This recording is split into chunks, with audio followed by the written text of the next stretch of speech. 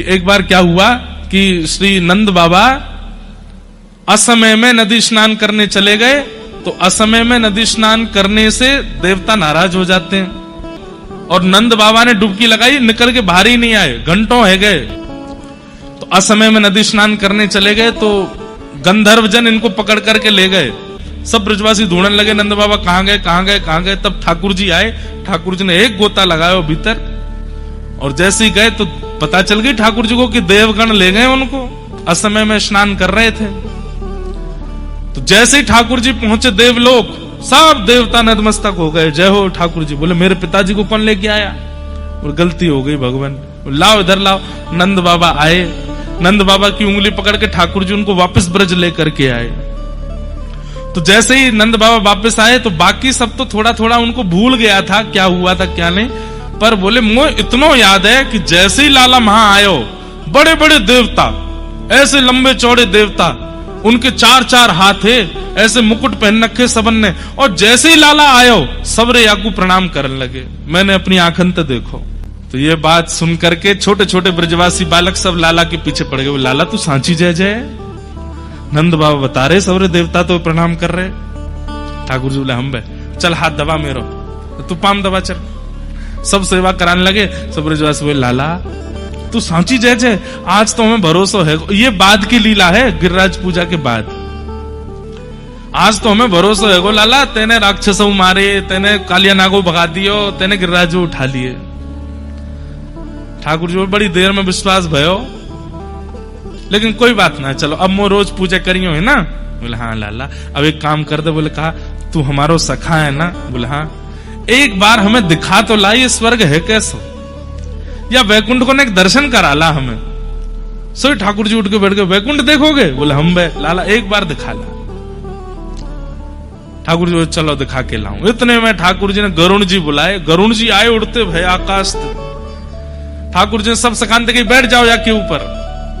सब बैठ गए, ठाकुर जी भी बैठ गए, और जैसे ही वैकुंठ पहुंचे हैं, आहा, स्वर्ण के अद्भुत अद्भुत मणियों से मणित दरवाजे अपने आप खुलने लगे। गरुण जी जाकर के जैसे विराजमान हुए, अपने आप स्वर्ण की सीढ़ियां आ गई, उनसे उतर रहे हैं सबरे नीचे। नीचे उतरे तो उतरते ही महाराज सबको माला पहना रही हैं अप्सराएं, सुंदर सुंदर पेय जल लेकर के आई हैं पीने के लिए। ग्वाल बाल बोले लाला जी वैकुंठ है? बोले हाँ जी वैकुंठ है। ये कौन है हाथी पे डोल लगा? बोले इंद्र है। अच्छा यही है हमारो कुल देवता पुरानो, अब तो बदल गो। ठाकुर जी बोले हम में यही है।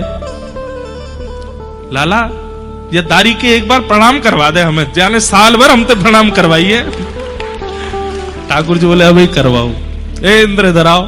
ठाकुर जी की आज्ञा मानते तुरंत ऐरावत हाथी नीचे बैठ गया, इंद्र उतर के नीचे आया, प्रणाम करो। सब ब्रजवासियों को प्रणाम करो। लंबे अब आवा आयो, अब ने चैन मिलो, इतने 56 भोग पाए आने हमते। लाला जी 4 मुंह वारो कौन डोलो? बोले जो ब्रह्मा है, पूरी दुनिया यही ने बनाई।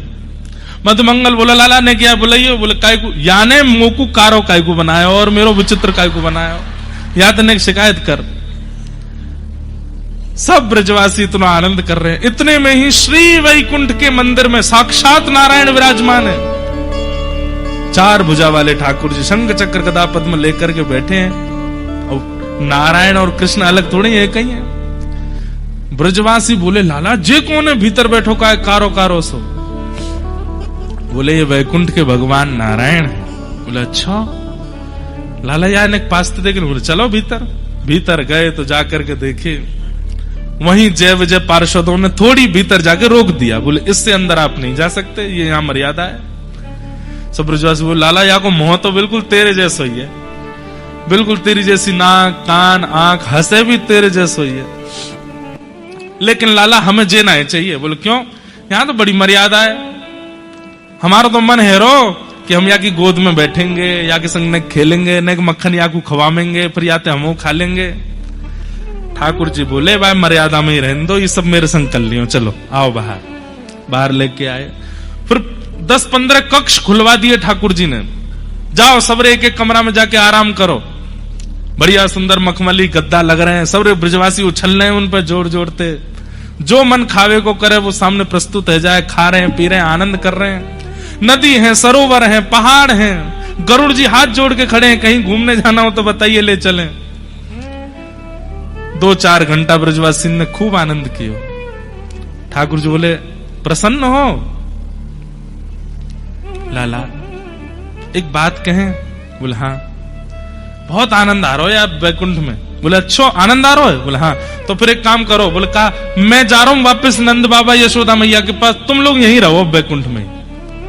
ये बात सुनते ही ब्रजवासी रोने लगे, चरण पकड़ लिए। बोले लाला जे कितनों सुंदर होए, यहाँ कितनी व्यवस्था हो, पर हमारे वृंदावन ते सुंदर ना है, हमें वापस वृंदावन ही ले चल।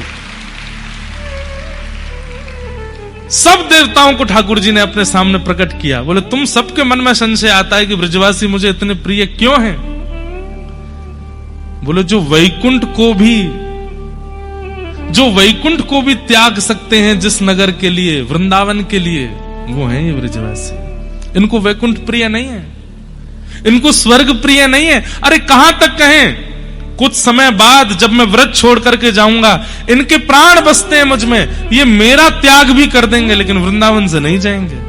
अरे मथुरा दूर नहीं है वृंदावन से, ये चाहे तो 6 बार जाकर के मथुरा मिलके आ सकते हैं, लेकिन नहीं जाएगा एक भी ब्रजवासी मथुरा। क्यों? वृंदावन नहीं छोड़ सकते।